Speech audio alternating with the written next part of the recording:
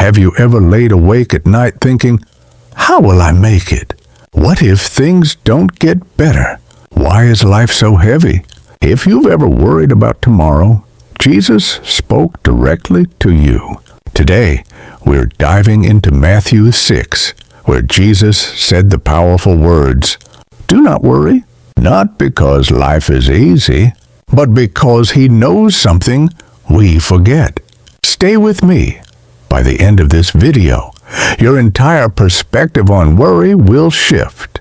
Matthew chapter 6 is part of the Sermon on the Mount, one of Jesus' most famous teachings. Crowds of people were gathered, poor, tired, anxious, unsure about their future. They worried about what they would eat, what they would wear, how they would survive, when help would come. It sounds just like us today. In that moment of fear and pressure, Jesus looked at them, and He spoke hope. Jesus didn't say, "Don't worry, because nothing bad will ever happen." He said, "Do not worry about your life." Matthew 6:25. Why? Because worry does three things. 1. Worry blinds you to what God is doing. When you worry, you look at the problem, not the God who stands above it. 2. Worry drains strength you need for today. Jesus said, "Who of you by worrying can add a single hour to your life?" Matthew 6:27. Worry steals, but faith builds. 3. Worry makes you forget who your Father is. Jesus reminds us, your heavenly Father knows what you need. Matthew 6:32. You are not abandoned. He sees, He knows, He cares. Jesus gives two powerful examples. The birds, they don't have jobs. They don't worry. Yet God feeds them every day. Jesus says, "Aren't you more valuable than they are?"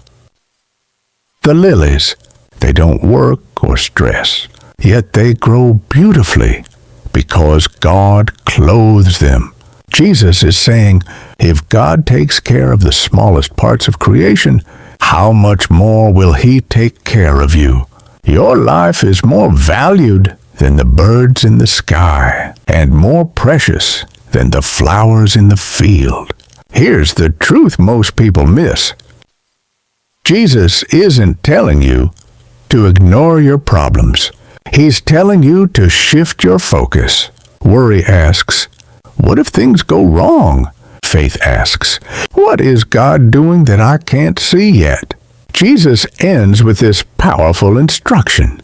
Seek first the kingdom of God and His righteousness, and all these things will be added to you.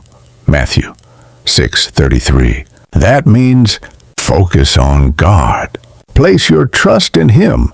Put Him first. Stay close to Him. And everything else, your provision, your peace, your strength, will come with it. God doesn't ignore your needs. He supplies them. Jesus ends with this brilliant truth. Do not worry about tomorrow. Each day has enough trouble of its own. Matthew 6:34. This is Jesus teaching us the power of daily grace. God gives you enough strength for today, not tomorrow, not next year, not for every possible scenario that might happen. Worry pulls you into the future, but Jesus pulls you back into the moment, right here, right now, where God is with you. So, what does this mean for you today? It means you don't have to carry tomorrow. You don't have to solve everything alone. You don't have to fear the unknown. You don't have to be perfect. You don't have to figure out your whole life. God says, give me today, and I'll take care of the rest. Worry says, I'm alone. Jesus says, you are loved, provided for, and never forgotten. If you're watching this right now, listen carefully. God hasn't abandoned you. He is working behind the scenes in ways you can't see. Doors are opening. Peace is coming. Provision is on the way. Jesus didn't say, "Don't worry," to shame you. He said it to free you. Because the God who holds the universe is the same God holding you. If this message encouraged your heart, don't forget to like, subscribe, and share with someone who needs this today. And comment below, "God, I trust you with my tomorrow."